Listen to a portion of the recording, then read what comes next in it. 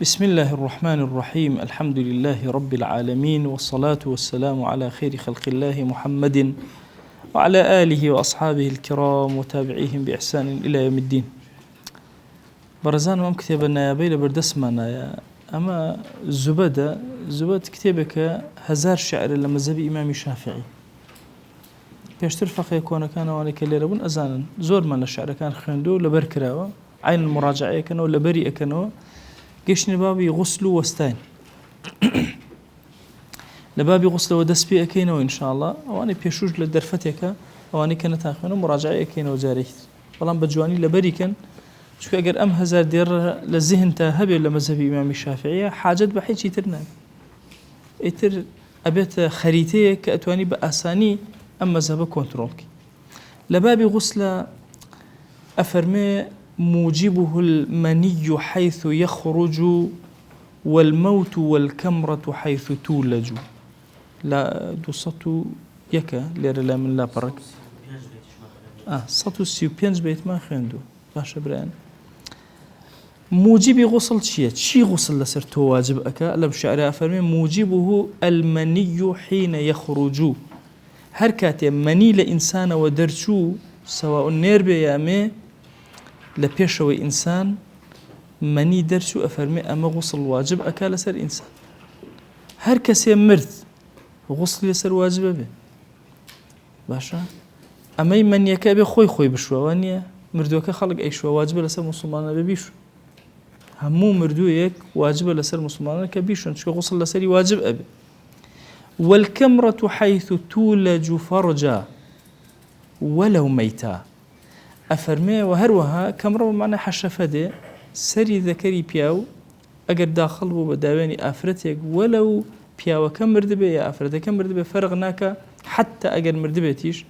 أجر أم حالة الرداء عن غسل واجب أبي كابو يكم با درشوني مني بهرش واجب بخوبه بهرش واجب دوم بمردني إنسانك سهم أوانك غسل واجب أكن داخل بوني سري عورتي بياو بو داواني أفرت غسل واجب أكا أم غسلة بتابتي لهي مردوكا ليرة إشارتي كي زياتري داوى ابن الرسلان كرم لي شرحي كردو الله بلا إعادة شعرك آوايا موجبه المني حيث يخرج والموت والكمرة حيث تولج فرجا ولو ميتا بلا إعادة ولو ميتا بلا إعادة أجر مردويك أم حالتي لقلا كرا أبي جاري دوام بيشوينه بلا إعادة جاري كثير نايشوينه أجتن لو كلمة بلا إعادة به ربطي بسيوه ولو ميتا بلا إعادة باشا شكتو مثلا مردو آية شوردت قاعدة من هي أما مردو أجر شورا لدواء أو كشورا بون منا بيسايق لبشتي وهات درو ولا بيشي وهات درو خيني لهات درو جاري كثير أي شومه ونا هريك جار الشور أو قاعدة كيتي يعني تو يك جار كواجب لسر مردوك الشورى يتر بيوسي بشورنوي دومني هرشتيك روبدا كابو اساسيشت من باس كردوه شوارم تشيا والحيض والنفاس والولاد امسدان هرسي كان ربطيان بافرته وهي كاتك وافرته خيني مانغانا ابينه يا خيني دوي منالبون ابينه يا منالي بو والولاد لما زبي خو من على غير خيني شنو بس منالي وولادك فقط وصل لسري واجب اكا بويا لا مذهبي خو ما أنا أفرمي غسل كان أو أنا كموجبات غسل الفترة القريبة كأخوان دوتانا أفرمي كان دانة شش دانة سيانة المشتركة لبين جنوب ياوا أو سيانة كمشتركة لبين جنوب ياوا تشين باش أم سيانة خروج المني والموت ودخول الحشفة أم سيانة باش لبين هردوكيانا أم سيانة تريان تنهار ربطيان بأفرته ويكا وابو أفرتان شش غسل يعني لسر واجب بياوان كان غسل سي غسل يعني لسر واجب مني شون بناسينوا أفرمي ويعرف المني باللذة حين خروجه وريح طلع أو عجين أفرمي بشيا مني أناسيتوا يكم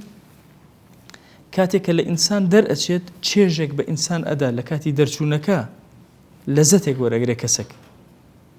وخوشي بو خوي بوني چي أدا بۆنی وەریحی طەلع شتێک کە لە ئینسانەوە دەرئەچێ بۆنی چۆن ناخۆشە باشە پیساییەک یان هەوایەک یان شتێک ئەفەرمێ بۆنێکی ناخۆشی هەیە یان بۆنی چی ئەدا هەویرێکی گەنی و ئەدا باشە هەر یەکێک لەمانە دلیل لەسەرەوەی ئەوە مەنیە مەذی نییە چونکە مەذی هەیە وەدی ئەمانە هەمووی لە عەورەتی ئینسانەوەیەتە دەرەوە کامیان مەنیە لە کاتێکا کە دەرئەچێت چێژ وەرەگرێ یان ئەگەر بۆنی کرا بۆنەکەی لە کاتی تەڕیە ئەم بۆنانەی هەیە لە کاتی وشکیشە بۆنی سپێنەی هێلکە ئەدا لە مەزەبی خۆمانەوە دیاری کراوە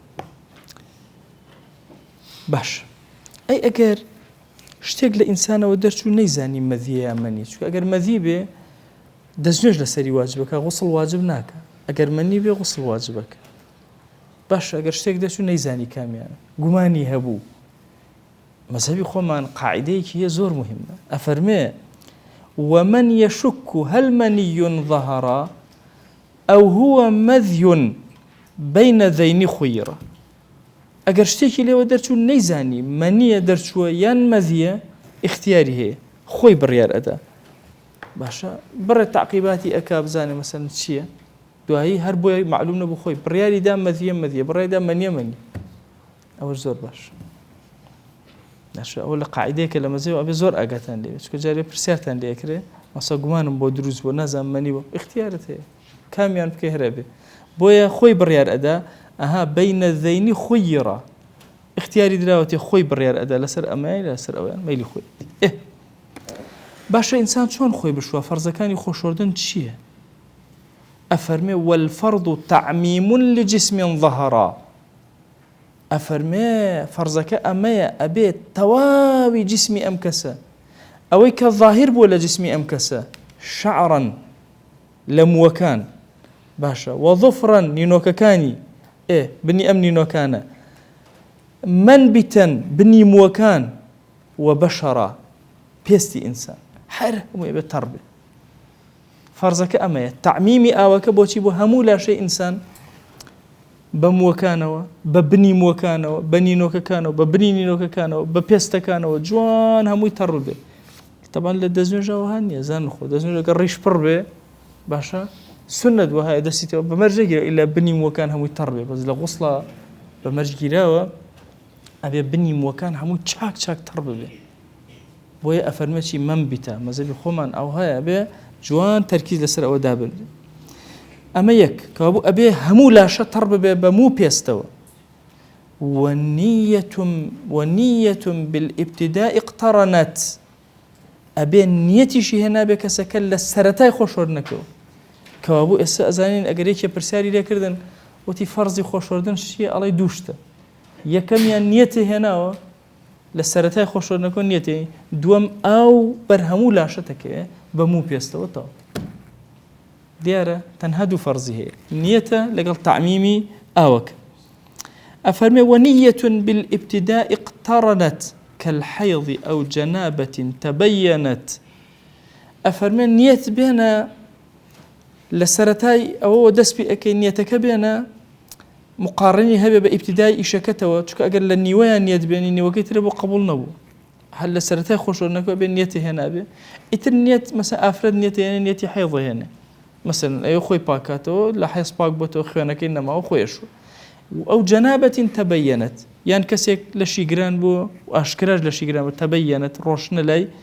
باشە وەکو ئەوەی تر نییە شەکی هەبێ گومانی هەبێ نە ئەو کاتە چی ئەکات نیەت ئەهێنێت و هەموو لاشەی هەمووی تەڕ ئەکات موو پێست تەواو ئیتر ئەوە غوستەکەی جێبەجێک کە بۆ فەرزەکانمان تەواو کرد ئەفەرمێ وەشەڕت ئەوە واجبەکانمان تەواو کردووە کەچی فەرزە لەسەرمان ئەم جارە شەڕتێکی زۆر مهمە یەکەم هەر شتێکی پیس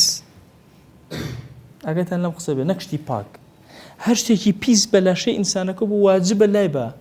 وئیزالەة النەجاسەتی باشە ئەبێ لای بەرێ پیسی واجب ئەڵە شەڕتە ئەبێ چونکە پیسەکەی پێوە بێ ئەو پێوکە ئەوە نەیتر خۆی پیسەکات و تەواو ئیسفادەی لێ ناکە پێشتر ئەبێ پیسەکانی لا بردبێ بە لاشەیەوە ئەفەرمێ وەشەڕت ڕەفع نەجیس قەد عولم یەقینی هەیە کە شوێنە پیسە باشە پیسەکە لا ئەبا وكل شرط في الوضوء قدم حتى شرطي اللي دزنيجا بيشتر بس ما كردوا همان شرط كان أبي اللي رهب الشرط كاني أو كلا دزنيجا بس ما كردوا مهم ترين أنا وياك كسك مسلمان أو أساس ترين يعني واتا شرط كان شيء كسك مسلمانك أخوي أشوا أما يك دوش أجر بيسيك لا بطاو تشتي كثير من لمسألة مسلمانك شتك من هي أبي أجتن ليبي طبعا هموتان أذان دروسته أفرتي مسيحي يا يهودي بخوازري باشا مثلا أفرتك نصارايا يا جوا بياوكي مسلمان تواني بخواز باشا أفرتي أشياء عادة أو أنا خواجب لسري خوي بشوا بو بياوكي أذان أما الشرع أم كسا مسلمان نية علينا واجب ما نكدو لسري نلبر غسل نلبر عبادتك غسل عبادته ها خير تجاك إنسان خوي أشوا عبادته نلبر غسل عبادات لبر خاطري مردكي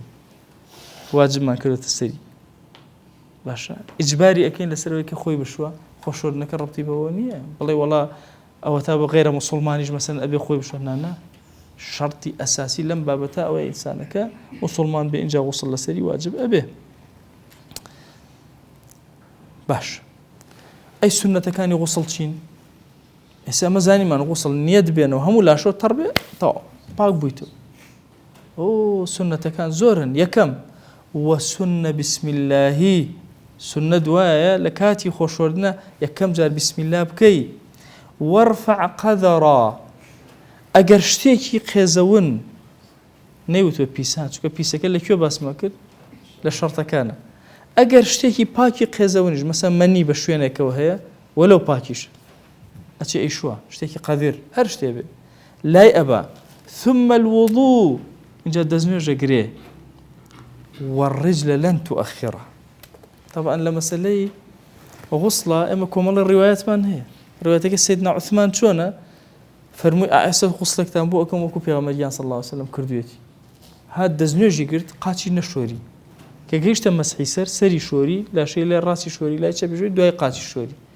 ئەوە جۆرێکە لە خۆشۆردن ئەوە واریدە باشە لە حەدیثیشا واریدە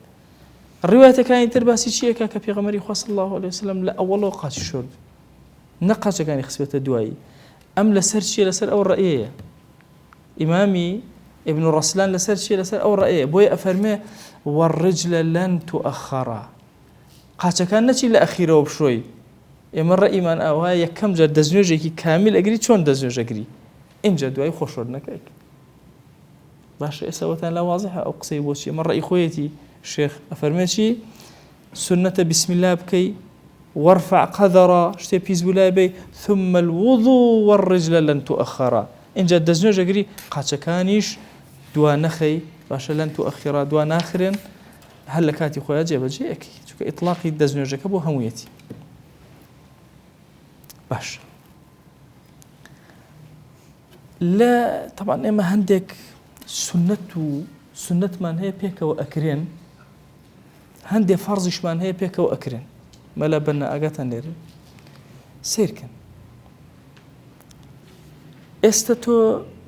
بونونا دي نوجي وروأكي أتواني بلاي نيتما مثلا شوار كان نوجي يعني نوجي بياني باولين دور كان نوجي بياني أكمو دور كان نوجي بيش بياني شي لقلا أكمو هم بدور كاد نجاة بين نجاة النبي أو فرض أو سنة النبي تيكل ناكري إما هندي اللعبات كان بهيش شوازات تيكل ناكرين والله هندي كان تيكل كرين يسن نوجي سنة كان هاتو تناوم زيقتو دزنوجي قرتو هاتو صلاتك ونبي وتري باشا صلاة العلماء صلاة العلماء كامل نية كان تكرار كيتو هاتو تناوم زيقتو أخويا نية مدور كان نوجي تحية المسجد أكم وهرها باشا نيتي سنة وضوء نيتي سنة بيج نوجي بياني نيتي توبة سنة توبة همو يعني بس دور كاتكي أجري همو يعني بو أنسر باشا سنة كانها خصة بنايكوا بدور كات همو يتكد ويلا العلماء للرجي قيامتها أجري يعني لخلق زور تره لو كان نوجي كم تركده بس نيتي زور تره هنا خلق أجر هشتي كردوي إنجا جيشته أو مرتبة أو بدور كات جيشته أو مرتبة باشا لغصلة غصة كان أجر فرض سنة بيك وبون إما أتوان فرضك كينو سنة كش لقال خويا أهانات فرض أكينو سنة كش لقال خويا أهانة الله وإن نوى فرضا ونفلا حصل وكن يجكان أواننيها فرض سنة بيك وكون بيتو فرض سنة اللي بيك وكو أبيتو أجر نيتي فرض شيء هنا وسنة شيء هنا هردو كان بيك وكو أبنو مثلا بابلين روجي جمعة خوشورني روجي جمعة سنة إنسان خوي بشو ولا شي قرانا باش أو كاتنيتين بولش جاي بروج جمعة هردو خيرك يدزجير باش حصل هردو يبغى حاصل به وهروها أو بكل مثله تحصل يان جاري وهي بمثل خوي دو فرض كو أكيت ولا غصلة دو سنة سنة كو أكيت هر حاصل به شون أفرتك مثلا لشي قران دوايش كوتو تعادوا باشا أما دو فرض لسري كوبوتو يك جار خويا شو هردو فرضك لسري لا شيء يان دو سنة روجك روجي الجمعة وخورج جيرا وهمون خورج جيران تيا شيء سنة إنسان خوي بشو روجي الجمعة شهر سنة نيتي هردو كان يعني هردو كان يان ججنو جمعة ججن الجمعة نكوت نبريك باش يك جار خويا شو هردو كان يدز جيرا حصل بمثل خوشيان حاصل ابن فرض السنة اشتيا حاصل ابن لمسألة شيا لمسألة خو شوردن جان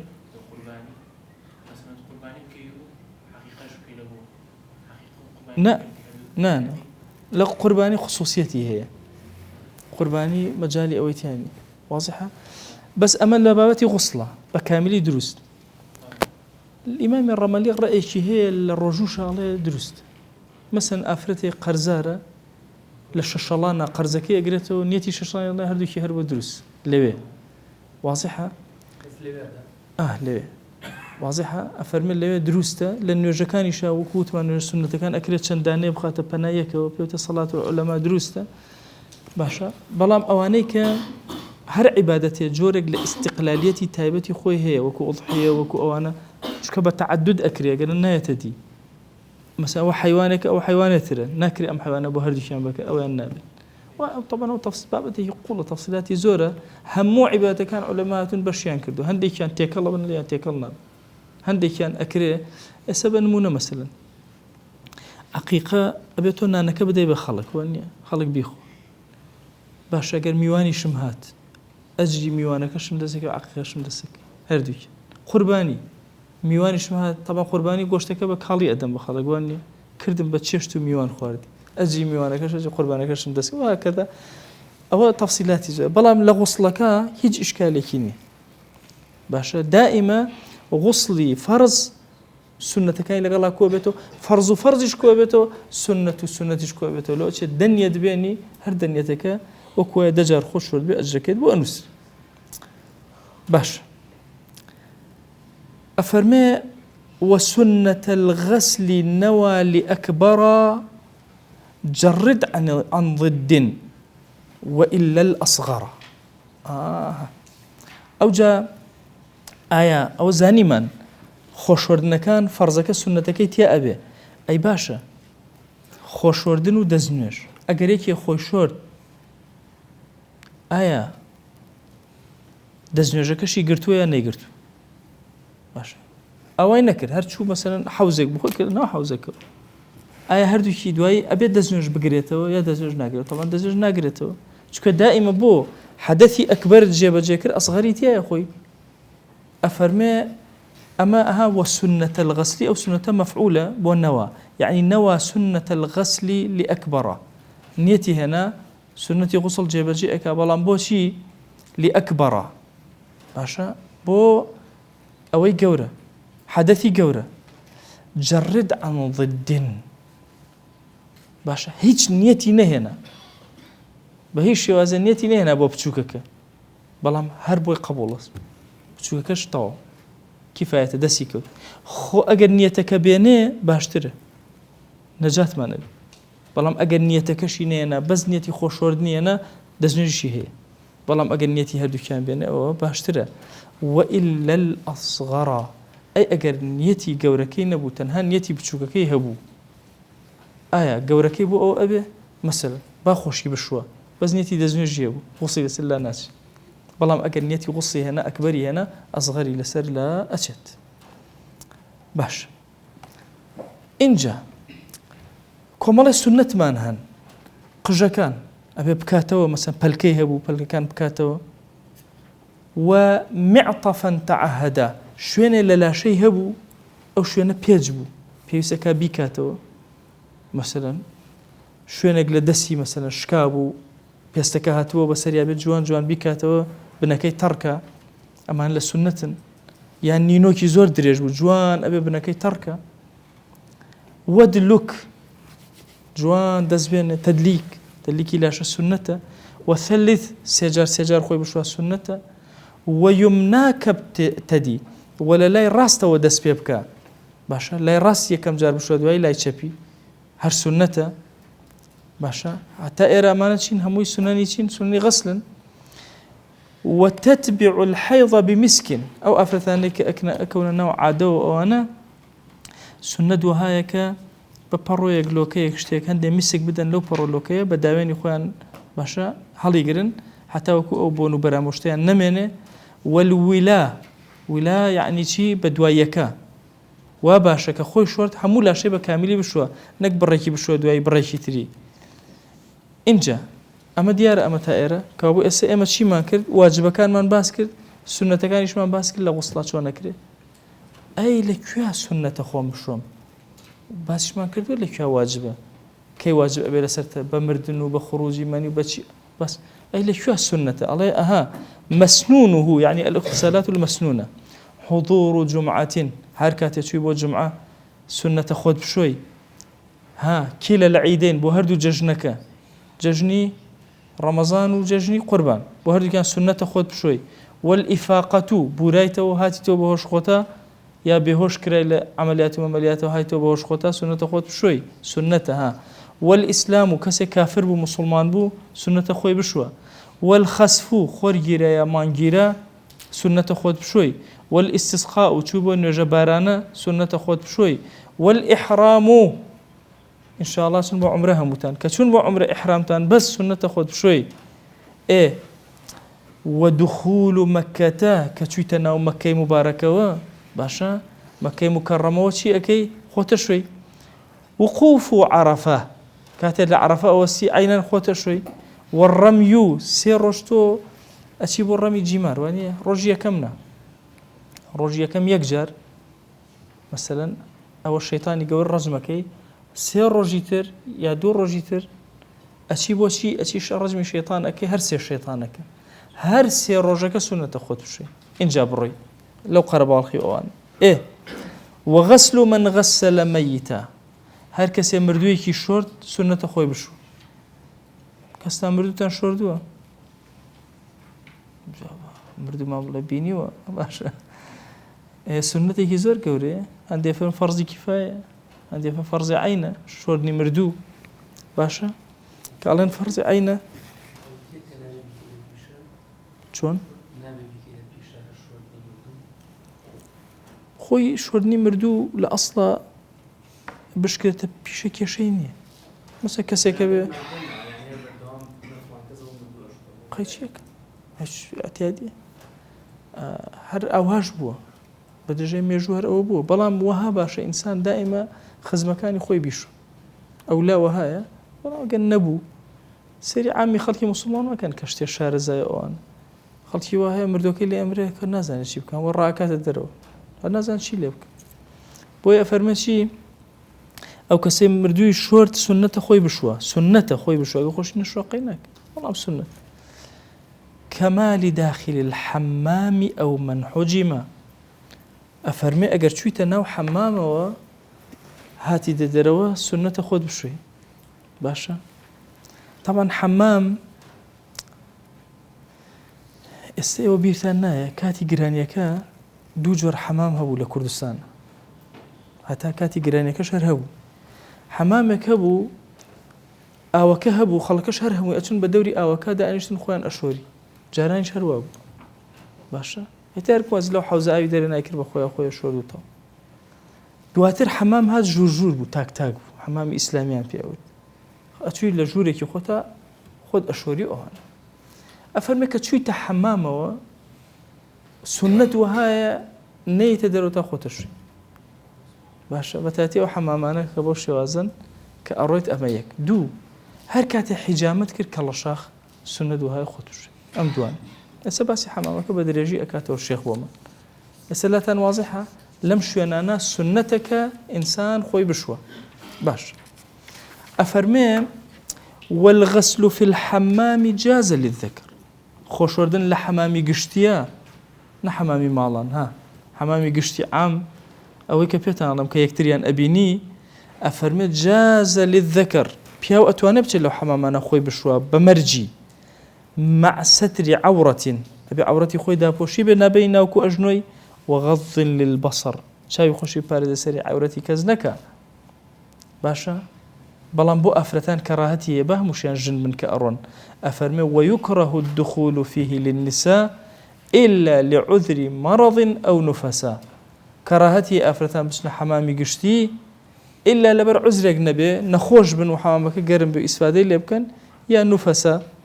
یان مەسەلەن لە عادەیە بێ شتێکە ئەوانە پێویستی بەوە بێکە بەتایبەتی ئافرەتی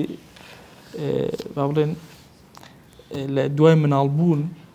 باشە پێویستی بەوەیە کە بچێتە حەمام و شوێنێکی گەرمەوە ئەوانە ئەگەر ئەوە بەکاری بهێنێ حەمامی گشتی بە عوزر بۆی ئەژمار ئەکرێ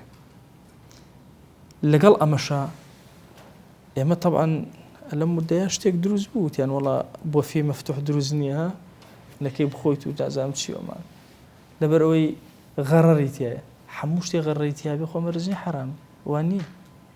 بۆ نمونە ئێستا حەمام کە تۆ ئەچیتە حەمام هەر یەکەی بە ئەندازێ ئاو سەرفەکە نییە کەچی دروستیش هەمووش یەک پارە ئەدا هەمووش یەکی 5,000 ئەدا مەسەلەن ئەو کاتە من بەبیرمە هەندێک حەمام بە 6 دینار و هەندێک حەمام بە 5 دینار هەمووی هەر 5 دیناری ئەدا یەکی ئاوی زۆر سەر یەکی ئاوی کەم سەرفەکە دروستیش باش یان تۆ بینایەک ئەکڕی خۆ تۆ نازانی بناغەکەی چۆن کراوە ئەی بینی بناغەکە نابینی تۆ بڕیارە دەی لەسەر ئەوەی کە مەسا ئەم خانوو ئەکڕی لێشت دیار نییە لەوە چێکێ چیمەنتۆی زۆر تێکرا بە یەکێک کەم یەکێ شیشی زۆر بە یەکێ شیشێک کەم ها بەڵام هەر دروستەقینی ئێستا لاتان واضحە چۆنە کەوابوو لە هەموو شتێکە غەڕەر هەبوو مەرج نییە کە غەڕەر هەبوو بڵێ وەڵایتە دروست نییە هەندێک جار غەڕەریش هەیە و دروستیشە بەڵام لە مەزهەبی خۆمانە ئەبێ ئینسان احتیاطکە احتیاطەکە چۆن شێخی ابن الرسلان بۆی باسکردن ئەفەرمێ وقبل أن يدخل يعطي أجرته پێش ئەوێ بچێتە ئەم حەمامە گشتیەوە چکە لەوەی ئاوی زۆر سەرف کاکە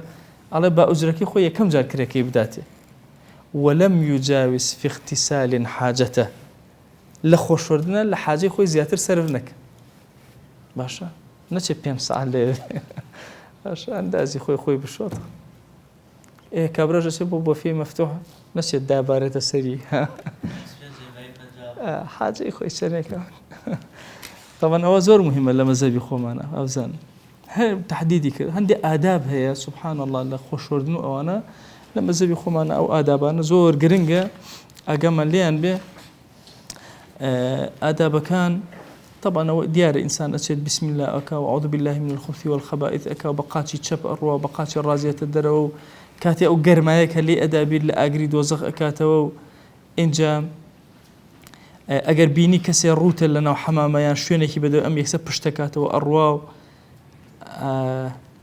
اینجا سنەت وهەیە لە مەزەبی خۆمانە